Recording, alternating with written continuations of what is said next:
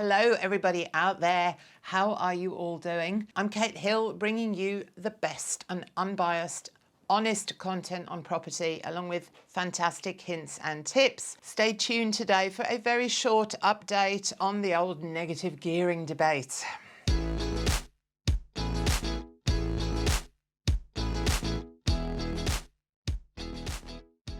In a move that surprises absolutely no one, the Australian Greens have started kicking around the negative gearing football again in a misguided attempt to win votes with their constituents. They did the same thing last year when they tried to strong-arm the federal government into somehow instigating rental freezes, even though the government has no jurisdiction in state-based residential tenancy matters. They didn't win that fight either.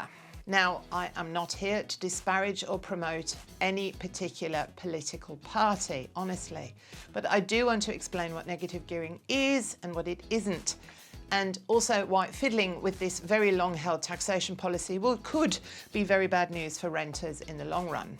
So first and foremost, negative gearing is not a property investment strategy.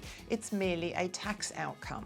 Now sure, some investors do record net rental losses during the first couple of years of investment property ownership, which is commonly referred to as negative gearing. However, negative gearing is not only a taxation policy that applies to income earning assets such as property, it also applies to businesses and shares, plus it should never obviously be the only reason that someone becomes a property investor. But that aside, and that's because it is capital growth that will make the biggest difference to your financial future, not the ability to offset rental losses against income earned for those first few years. Now that said, it is fair and reasonable that someone who is investing hundreds of thousands of dollars in an asset that provides housing for 30% of Australia's population that the government won't do is able to claim legitimate expenses involved in owning that property. What that also does is increase your cash flow, of course, in the first few years, which is often when those expenses associated with an investment property can be higher than the income from the rent that is earned. Now, over time, as the rent increases, the loans reduce, the property becomes cash flow positive or even positively geared, which means that investors start paying tax on this additional income back to the federal government. But that is usually not something that is given much exposure to by mainstream media or left-leaning politicians because they don't seem to understand that. Negative gearing last became a political football before the 2019 federal election, and it is now widely accepted that its scrapping negative gearing policy lost the Australian Labor Party that particular election. However, it also scared plenty of potential and current investors who either didn't enter the market or exited it, even though those policies are often grandfathered. So those people who already own an asset would not be affected by a change in policy.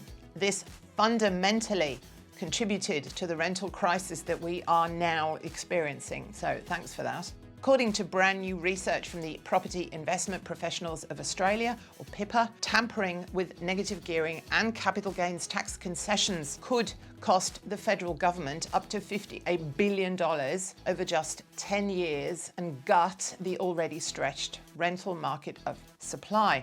Modelling by PIPA shows that Labor's aforementioned and failed previous policy of limiting negative gearing to brand new homes, cutting the capital gains tax discount, back in 2019 would have huge ramifications if applied today. As well as driving investors out of the market and in droves, that kind of drastic reform by the government would leave a gaping hole in the federal budget. The federal government earns billions of dollars in tax from capital gains tax every year, with the ATO reporting some $26.4 billion in individual real estate capital gains in the 20 to 21 financial year, for example. And that isn't even the worst case scenario, given that 38% of investors indicated in the 2023 PIPA investor sentiment survey that they probably would sell up in the coming year because recent tax and tenancy reforms made investing in property an unattractive proposition. If Anthony Albanese suddenly adopts a draconian policy like the one that Labour took to 2 separate elections, I have no doubt property investors will be seriously discouraged from buying property,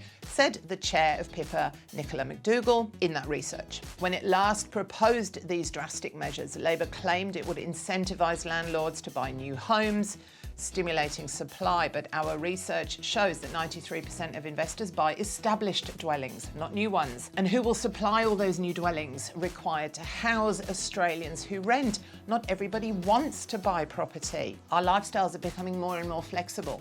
People work from home, they move home more frequently, they travel. They don't necessarily want to be tied down.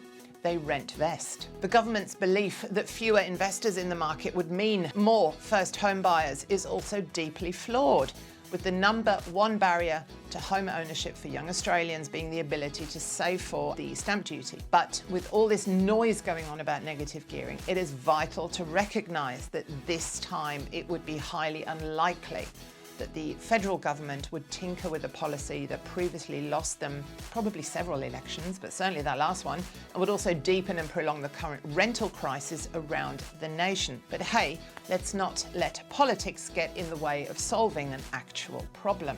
There's also a misguided belief out there that this tax policy drives up property prices. It just doesn't. I'm going to make a separate video on why that is absolutely not the case and why there's this myth around the fact that investors buying property drives up property prices. It's just not the case. Investors are not that stupid. Let me reassure you there. I will keep you posted on all things property from around Australia as the year progresses. Don't forget to hit that like and subscribe button. Hit unlike if you are vehemently against the negative gearing tax policy. But if you are enjoying all the free content and you're finding it useful, then great. And I will see you again really soon. Bye.